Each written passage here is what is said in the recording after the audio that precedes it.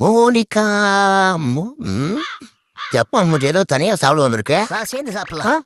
எனக்கும் சேர்த்து எடுத்து வந்திருக்கியா? சாரிடா, கொஞ்ச நேரத்தில் உன்னை தப்பா எடுத்துக்கிட்டேன்.